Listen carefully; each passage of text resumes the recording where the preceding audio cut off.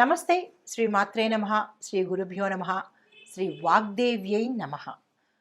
మనకి ఖగోళ శాస్త్రంలో, దృక్పంచాంగంలో మనకి ఎప్పటికప్పుడు గ్రహాలు మారుతూ ఉంటాయి. ఈ రాశి నుంచి ఆ రాశికి, ప్రతి 2.5 రోజులకి కొన్ని రాశులైతే, ప్రతి నెలలకు, 45 రోజులకు ఇలా వాటి యొక్క గమనాన్ని బట్టి ప్రతి నిమిషము మారుతూనే ఉంటాయి. గ్రహము అంటేనే చెరించేది అని అర్థం అనమాట.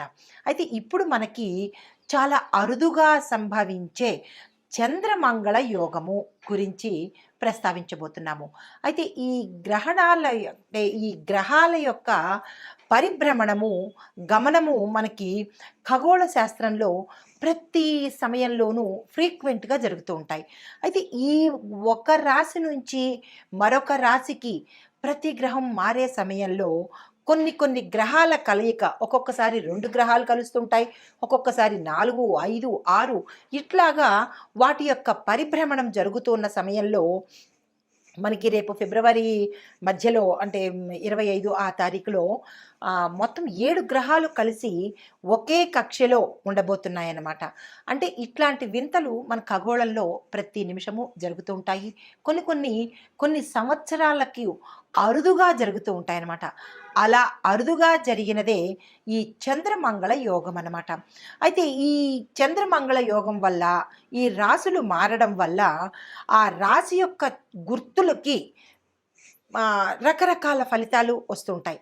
ఆ గుర్తుల్ని మనం అనుసంధానం చేసుకుంటూ ఏ రాశిలో ఏ గ్రహాలు ఎట్లాగా పరిభ్రమణం చేస్తున్నాయి, అవి ఏ సమయంలో చేస్తున్నాయి, వాటి యొక్క ఫలితాలు ఎలా ఉండబోతున్నాయి అనే అంశంలో మనకి ఫిబ్రవరి 26వ తారీఖు మాస శివరాత్రికి, అంటే ఇలా ఒక రాశి నుంచి మరొక రాశికి మారుతూ ఉండడం వల్ల అద్భుతమైన ప్రయోజనాలు ప్రతి ఒక్క రాశి వారికి కలగబోతున్నాయి. అయితే ఈ క్రమంలో ఫిబ్రవరి 26వ తారీఖు 2025 మహాశివరాత్రి సందర్భంగా మకర రాశిలో కుజుడు చంద్రుడితో కలయిక అవ్వడం వల్ల చంద్రమంగళ యోగం అనేది సంభవించబోతోంది. అయితే మనకి ప్రతి ఏడాదిలోనూ ఫాల్గుణ మాసంలో కృష్ణపక్షం చతుర్దశి రోజున మనకి మహాశివరాత్రి వస్తుందన్నమాట. అయితే ఈ సంవత్సరంలో ఫిబ్రవరి 26వ తారీఖు ఏర్పడబోతోంది. ఈ మహాశివరాత్రిని మనం చాలా వైభవంగా జరుపుకుంటూ ఉంటాము. ప్రతి నెల వచ్చేది మాస శివరాత్రి అయితే, మహాశివరాత్రి సంవత్సరానికి ఒక్కసారే వస్తుంది. అయితే ఈ క్రమంలో శనిదేవుడు తన సొంత రాశి అయిన కుంభరాశి నుంచి శనిదేవుడు, శుక్రుడు, సూర్యుడు అరుదుగా కలయిక జరగబోతోంది. దీన్ని త్రిగ్రాహి కలయిక అంటారు. 3 గ్రహాల యొక్క సంయోగము, కలయిక అనమాట. ఇది చాలా అరుదుగా మన ఖగోళ శాస్త్రంలో జరగబోతోంది. అయితే ఇది ఇలా జరగడం వల్ల మనకి ఏమి ఏర్పడబోతోంది, ఏ రాశులు ఎలాగా మనకి ఎఫెక్ట్ అవ్వబోతున్నాయి అనే అంశాలని చూద్దాము. అయితే ఈ కలయిక 300 సంవత్సరాల క్రితం ఒకసారి జరిగింది, మళ్ళా తిరిగి ఈ సంవత్సరంలో జరగబోతుందన్నమాట. అయితే ఈ చంద్రమంగళ యోగం అంటే ఏమిటి? అందరికీ అంటే సంశయం రావచ్చు. చంద్రమంగళ యోగం అంటే ఏంటి? అది కూడా ఒక యోగమేనా అంటే, ప్రతిసారి మనకి కొన్ని యోగాలు, కొన్ని రాజయోగాలు, కొన్ని మహారాజ యోగాలు కూడా ఈ గ్రహాల మార్పు వల్ల జరుగుతున్నాయి. ఇప్పుడు మనం ప్రస్తావించుకోబోయే అంశము చంద్రమంగళ యోగం అన్నమాట. అయితే ఈ చంద్రుడు, మంగళుడు కలిసి ఒకే రాశిలో ఉంటూ పరస్పర దృష్టి, అంటే ఇద్దరు ఇలా ఎదురు బదురు చూసుకునే దృష్టి కలవడం అనేది చాలా అపురూపమైన సంయోగము. ఆ సంయోగమే మనకి ఇప్పుడు కలగబోతోందనమాట. అయితే దీనివల్ల మనకి ఏమిటి జరుగుతోంది? ఈ 2 గ్రహాలు ఎదురెదురుగా చక్కగా చూసుకోవడం వల్ల విశేషమైన ధనప్రాప్తి, దానితో పాటు ఆత్మవిశ్వాసము, సాహసము, తర్వాత శరీరంలో బలము, అంటే ఆరోగ్యపరంగాను ఇలాగా అన్ని విశేషమైన ఫలితాలు మనకి ఈ 2 గ్రహాలు ఇవ్వబోతున్నాయి. అయితే ఇది గోచార రీత్యా, దృక్పంచాంగం రీత్యా ఖగోళ శాస్త్ర రీత్యా జరగబోయే ఫలితాలు మేషాది ద్వాదశ రాశుల వారికి ఇదేంటి అయితే వ్యక్తిగతంగా మరి మాకెలా తెలుస్తుంది అనేటట్టుగా చూసినట్టయితే కనుక ఈ వ్యక్తిగత సమగ్రమైన జాతక పరిశీలన చేయించుకుంటే ఈ 2 గ్రహాలు అంటే ప్రతి జాతక చక్రంలోనూ మనకి 12 భావాలు ఉంటాయి. 12 భావాలు అంటే లగ్నం నుంచి 12 స్థానాలు అన్నమాట. స్థానాలనే మనం భావాలు అంటాము. ఈ స్థానాలలో ఈ ఇద్దరి కలయిక ఏ స్థానంలో కలగబోతోంది. మొదటి స్థానం మనము లగ్నం అని చెప్పుకుంటాం. తను భావము అంటే తన యొక్క భావము, రెండో భావము, మూడో భావము, ఇలా ఒక్కొక్క భావానికి ఒక్కొక్కళ్ళు. 4వ భావమేమో మాతృభావము, మూడో భావము భ్రాతృ అంటే అన్నదమ్ములు కానీ అక్క చెల్లెళ్ళు కానీ, ఇలాగా 7వ భాగము కళత్రము అంటే భార్య కానీ భర్త కానీ, ఇలా లాభాలు కర్మ ఇలాగ ప్రతి ఒక్కటి అంశాలుగా ఉండబోతున్నాయి. అయితే ఈ వీరిద్దరి కలయిక మీ యొక్క జాతకంలో ఎక్కడ కలుస్తోంది, ఎలాంటి ఫలితాలు వస్తున్నాయి అనేది మీరు వ్యక్తిగతంగా తెలుసుకున్నట్టయితే కనుక మీకు తెలిసిపోతుంది. అయితే ఇప్పుడు ఈ చంద్రమంగళ యోగం వల్ల మేషాది ద్వాదశ రాశుల వారికి సమగ్రంగా ఎలా ఉండబోతోంది అంటే ఫిబ్రవరి 26 నుంచి ఈ జాతకాలు ఎలా ఉండబోతున్నాయి అనే అంశంలో ముందుగా చంద్రమంగళుడు కలిసి ఉండడం వల్ల మనకి స్పష్టమైన ఆలోచనలు, ధైర్యము, బలము, ఆరోగ్యము, తరువాత ఇట్లాంటి ఆత్మవిశ్వాసము, ఆకస్మిక ధనప్రాప్తి, యోచనా శక్తి, ధారణ శక్తి, ఇట్లా ఒకటేంటి అన్ని శుభ ఫలితాలను వీరిద్దరూ ఇవ్వబోతున్నారు. అయితే ముందుగా మనము మేషరాశి వారిలో కనుక చూసినట్టయితే ఈ ఒక్కొక్క రాశిలో అన్ని రంగాల వాళ్ళు ఉంటారు కదా.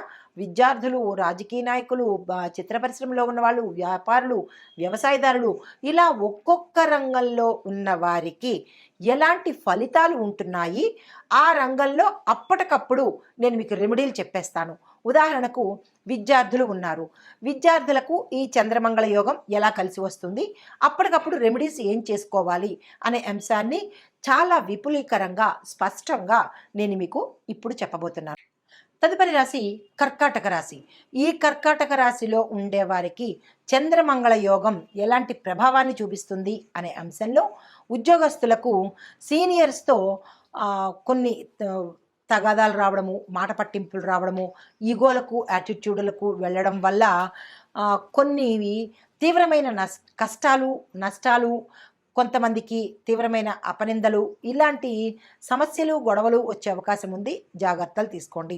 పనుల్లో ఆలస్యాలు అవుతున్నప్పుడు మీరు దాన్ని యాక్సెప్ట్ చేయండి. మీ వల్ల కనుక ఏదైనా తప్పిదం జరిగితే యాక్సెప్ట్ చేయండి తప్ప దాన్ని కప్పిపుచ్చేందుకు మరికొన్ని కొత్త సమస్యలు సృష్టించుకోవడము, కొన్ని అబద్ధాలు ఆడడము, ఇట్లా తప్పించుకునే ప్రయత్నం చేస్తే అవి తిరిగి మళ్ళీ మీ మెడకు చుట్టుకునే అవకాశం ఉంది.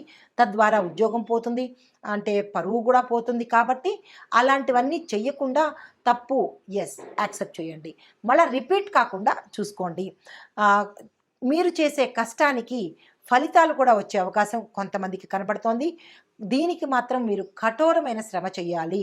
ఏదో ఆల్తోగా అట్లా చేసేస్తాను అంటే కాదు.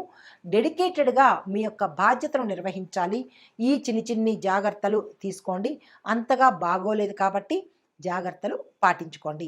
మీకు చెప్పదగిన పరిహారము ప్రతిరోజు శివుడి పూజ చేసుకోండి, శివాలయ దర్శనం చేసుకోండి, అభిషేకం చేసుకోండి. దీనితో పాటుగా నైతికత పాటించండి. ఈ తప్పనిసరి చేయవలసిన పని. అయితే వ్యాపారస్తులకు చూసుకున్నట్టయితే మీ వ్యాపారాలు కొంత మందకొడిగా సాగుతాయి. అంటే స్లోగా సాగడము, లాభాలు రాకపోవడము, కొంతమందికి ఏంటంటే అసలు లాభాలంటే ఏమిటి అన్నట్టుగా తిరిగి చేతిదే పెట్టుబడి పెట్టడము, ఇట్లాంటి సమస్యలు వచ్చే అవకాశం ఉంది.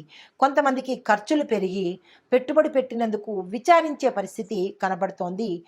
కాబట్టి ఈ సమయంలో మీరు ఎటువంటి పెట్టుబడులకి ముందుకు వెళ్ళకండి. కొత్త మార్కెట్ అవకాశాలు మీకు మీ వ్యాపారానికి కనబడుతున్నా కానీ మీ యొక్క ప్రతిస్పందన, మీ యాక్షన్ ఆఫ్ ప్లాను, మీ వేసే ముందడుగు స్లోగా ఉంటుంది. అంత తొందరగా రియాక్ట్ అవ్వని పరిస్థితి గోచరిస్తోంది. అందుకంటే చంద్రుడు మనసుకి కారకుడు కాబట్టి మీ మనసు అట్లా పోతూ ఉంటుంది. ఏం చేస్తానులే, రేపు ఎప్పుడైనా చేద్దాం, తర్వాత ఎప్పుడైనా చేద్దామని మీ అంతటా మీరే అవకాశాన్ని చేజార్చుకునే పరిస్థితి గోచరిస్తోంది. కాబట్టి అట్లాంటి పొరపాట్లు చెయ్యకండి. మీకు చెప్పదగిన పరిహారము, శనివారం నాడు నెయ్యి లేదా నల్ల ఎండుకాయలను దానం చేసుకోండి. అంటే ఆవు నెయ్యిని లేదా అంటే నల్ల నల్ల రంగులో ఉన్న ఎండుకాయల్ని శనివారం నాడు తప్పనిసరిగా దానం ఇచ్చుకోండి. తర్వాత విద్యార్థులు కనుక చూసినట్టయితే మీరు శ్రమ ఎక్కువ పడవలసి వస్తుంది. అనుకూలమైన ఫలితాలు పొందే పరిస్థితి గోచరించట్లేదు. పోటీ పరీక్షల్లో మంచి ఫలితాలు వస్తాయి, కానీ దానికి సమయం మీరు కేటాయించలేని పరిస్థితి. కొంతమంది అయితే డ్రాప్ అయ్యే పరిస్థితి కూడా గోచరిస్తోంది. కంగారు పడకండి, పరిహారం చేసుకోండి. మీరు ప్రతి గురువారము గణపతిని అంటే పసుపు గణపతిని తయారు చేసుకొని గురువారం రోజు, ప్రతిరోజు అక్కర్లేదు, పసుపు గణపతిని తయారు చేసుకొని దానికి మీ యొక్క పూజ చేసుకుని మీ కష్టాన్ని చెప్పుకున్నట్టయితే కనుక ఇది దాటే పరిస్థితి గోచరిస్తోంది. తర్వాత వ్యవసాయదారులకు వ్యవసాయ రంగంలో మీకు అంత అనుకూలమైన పరిస్థితి గోచరించట్లేదు. వర్షాల వల్ల ఇబ్బందులు కలుగుతున్నాయి. కాబట్టి అంటే ఫ్యూచర్లో వర్షాల వల్ల పడకపోవడం వల్ల నీటి ఎద్దడికి సంబంధించి ఇబ్బందులు వచ్చే అవకాశం ఉంది. దానికి ముందుగానే మీరు ప్రయత్నాలు ఇప్పటి నుంచే కనుక చేసుకుని నీటిని నిల్వ చేసుకునే ప్రయత్నం చేయడము, దానికి ఆ పరిష్కార మార్గాలు వెతకడం చేసినట్టయితే కనుక పంట సజావుగా వెళ్ళిపోతుంది. తర్వాత మీరు ఏ పంటలు వేయాలి, మీకు ఆ నేల యొక్క మట్టి సారాన్ని బట్టి కానీ, మట్టి యొక్క రంగును బట్టి కానీ, లేదా మీరున్న ప్రాంతాన్ని బట్టి కానీ ఏ పంటలు వేస్తే మనకి తొందరగా ఫలసాయం వస్తుంది, రేటు వస్తుంది అనేది ఆలోచన చేసి ఆ ప్రయత్నం చేసుకోండి. మీకు చెప్పదగిన పరిహారము, శుక్రవారం నాడు తప్పనిసరిగా అమ్మవారిని పూజించుకోండి. ఐటీ రంగంలో ఉన్న వారికి చూసినట్టయితే మీ ప్రాజెక్ట్స్ కొంత లేట్ అయ్యే ప్రమాదం కనపడుతోంది. అయినప్పటికీ నిరాశ చెందకుండా అది సాధించడానికే ప్రయత్నం చేసుకోండి. జ్ఞాన వృద్ధి, సాంకేతికంలో నిపుణతను సాధించండి. అంటే ఏం లేదు, టెక్నాలజీలో గ్రోత్ను సాధించండి. కొత్త టెక్నికల్ స్కిల్స్ని డెవలప్ చేసుకోండి. మీకు చెప్పదగిన పరిహారము, ఆదివారం నాడు సూర్య ఆరాధన చేయండి. నవగ్రహ ఆలయ దర్శనం తప్పనిసరిగా చేసుకోండి. కుటుంబపరంగా చూసినట్టయితే కుటుంబంలో చిన్న చిన్న గొడవలు వచ్చే అవకాశం ఉంది, కానీ క్షమించమని అడిగే అలవాటును మీరు ఏర్పాటు చేసుకోవాలి. ఎందుకంటే ఆ గొడవల్ని యాటిట్యూడు, ఈగోతో మరింత పెంచుకోకుండా చిన్నగా సారీ చెప్పేసి తిరిగి రిపీట్ చేయకుండా కుటుంబాన్ని కాపాడుకునే ప్రయత్నం చేయండి. పెద్దల ఆరోగ్యం పట్ల తప్పనిసరిగా జాగ్రత్తలు తీసుకోండి. మీకు చెప్పదగిన చిన్ని పరిహారము, తులసి మొక్కకి తప్పనిసరిగా నీరు పోసుకోండి. ఆరోగ్యం కనుక చూసినట్టయితే మానసికంగా ఆందోళన ఉంటుంది, ఒత్తిడి ఉంటుంది. దాంతోపాటు కళ్ళకు, జుట్టుకు సమస్యలు వచ్చే అవకాశం ఉంది. జాగ్రత్తగా పరిశీలన చేసుకోండి. ఎందుకు జుట్టుకి సమస్య వస్తుంది అంటే కనుక తీవ్రంగా ఒత్తిడి ఉండడం వల్ల ఆ ఎఫెక్ట్ హెయిర్ మీదే కదా పడుతుంది. కాబట్టి ఒత్తిడి తగ్గించుకోండి, హెయిర్ ఫాల్ని అరికట్టుకోండి. అయితే దీంతో పాటుగా మీకు కొన్ని అనారోగ్య సమస్యలు గతం నుంచి ఉన్నట్టయితే కనుక డాక్టర్ పర్యవేక్షణ తప్పనిసరిగా చేసుకోండి. మీకు చెప్పదగిన పరిహారము, శనివారం రోజు సూర్యుడి ఆరాధన చేయండి. సూర్యుడికి సంబంధించిన స్తోత్రాలు తప్పనిసరిగా చదువుకోండి. తర్వాత కళలు, రాజకీయ రంగంలో ఉన్న వారికి రాజకీయ నాయకులు అభివృద్ధి చెందుతారు. కళాకారులకు శ్రద్ధ పట్టి తప్పనిసరిగా మీరు ఏం కోరుకుంటున్నారో అది సాధించుకునే ప్రయత్నం చేయండి. మీకు చెప్పదగిన పరిహారం ఏంటంటే, గురువారం రోజు పసుపు గణపతిని తయారు చేసుకుని స్వామివారికి కనుక పూజ చేసుకున్నట్టయితే మీకుండే ఆటంకాలు ఏవైనా ఉంటే పోయే పరిస్థితి. అయితే సమగ్ర విశ్లేషణ, ఉత్తమ ఫలితాలు ఎవరికి అంటే ఉద్యోగస్తులకు, వ్యాపారస్తులకు, ఐటీ రంగంలో ఉన్నవారికి. జాగ్రత్తలు కుటుంబపరంగాను, ఆరోగ్యపరంగాను తప్పనిసరిగా జాగ్రత్తలు తీసుకోవాలి. మీకు ముఖ్యమైన పరిహారాలు, శివుడి పూజ చేయండి, శివాలయాలకి వెళ్ళండి. శనివారం నాడు నల్ల నువ్వులు, ఎండుకాయలు దానంగా ఇవ్వండి. తర్వాత ప్రతి గురువారము పసుపు గణపతిని తయారు చేసుకుని దానికి పూజ చేసుకోండి. అయితే ముఖ్యమైన సూచనలు ఏంటంటే, నెంబర్ 1, ఆరోగ్యాన్ని కాపాడుకోండి. రెండోది, సామరస్యంగా కుటుంబ సభ్యులతో వ్యవహరించండి. చిన్న చిన్న తగాదాలు, ఈగోలకి, యాటిట్యూడ్లకి పోకుండా దాన్ని పెద్దగా చేసుకోకుండా సంయమనం పాటించండి. మూడోది, నైతిక విలువలు పెంచుకోండి. అనైతికమైన పనులు చేయకుండా నైతికంగా మీరు ఉన్నట్టయితే కనుక మంచి ఫలితాలు పొందే అవకాశము. 4వది, శనివారం నాడు నెయ్యిని దానం చేయండి, విశేషమైన ఫలితాలు పొందే అవకాశము ఈ కర్కాటక రాశి వారికి గోచార రీత్యా చెప్పదగిన చంద్ర మంగళ యోగం యొక్క ప్రభావము. నమస్తే.